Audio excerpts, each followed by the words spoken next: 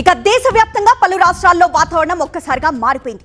అటు దేశ రాజధాని ఢిల్లీని ఇసుక తుఫాన్ వడిగించగా, ఇటు పశ్చిమ బెంగాల్ రాజధాని కోల్కతాను కుండపోత వర్షం ముంచెత్తింది. ప్రకృతి సృష్టించిన ఈ బీభత్సానికి జనజీవనం పూర్తిగా అస్తవ్యస్తమైంది.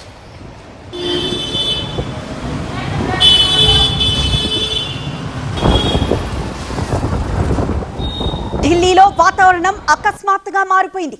ఊహించని విధంగా విరుచుకుపడిన బలమైన గాలులు, ఇసుక తుఫాన్తో ఢిల్లీ ఎన్సీఆర్ పరిధి మొత్తం స్తంభించిపోయింది. మధ్యాహ్న సమయమే అయినా పలు ప్రాంతాల్లో పట్టపగలే చీకట్లు కమ్ముకున్నాయి.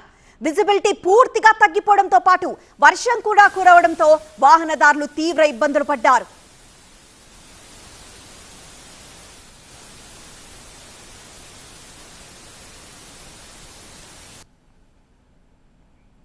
అటు ఉత్తరప్రదేశ్లోని నోయిడాలోనూ ఇదే పరిస్థితి కనిపించింది.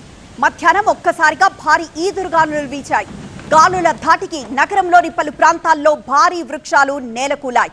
మరికొన్ని చోట్ల ఇళ్ల పైకప్పులు, రేకుల షెడ్లు గాలికి కొట్టుకుపోయాయి. ఒక్కసారిగా దుమ్ము తుఫాన్ ముంచెత్తడంతో వాహనాలు నడపడం కష్టంగా మారింది. నోయిడాలో జనజీవనం పూర్తిగా స్తంభించిపోయింది.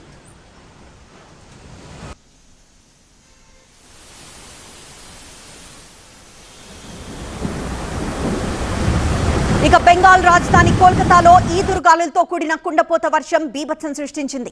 వాన ధాటికి కోల్కతా హైకోర్టు ప్రాంగణంలో భారీ వృక్షాలు విరిగిపడ్డాయి. దీంతో కోర్టు ఆవరణలో పార్క్ చేసి ఉన్న న్యాయవాదులు, అధికారుల వాహనాలు పూర్తిగా ధ్వంసమయ్యాయి.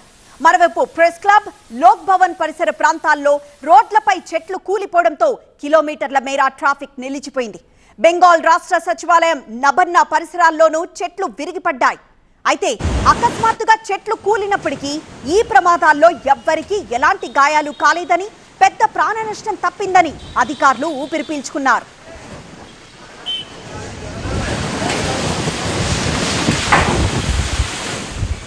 రాగల కొన్ని గంటల పాటు కోల్కతా సహా సౌత్ బెంగాల్ వ్యాప్తంగా భారీ వర్షాలు, పిడుగులతో కూడిన తుఫాను వీచే అవకాశం ఉందని భారత వాతావరణ శాఖ హెచ్చరించింది. ఆ ప్రాంతానికి ఆరెంజ్ అలర్ట్ జారీ చేస్తూ ప్రజలంతా అప్రమత్తంగా ఉండాలని సూచించింది.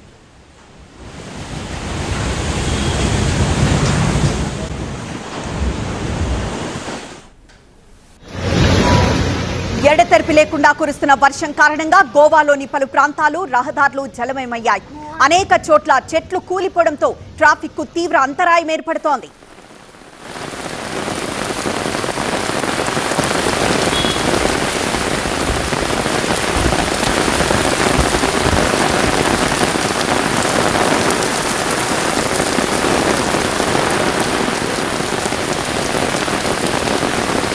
चलिए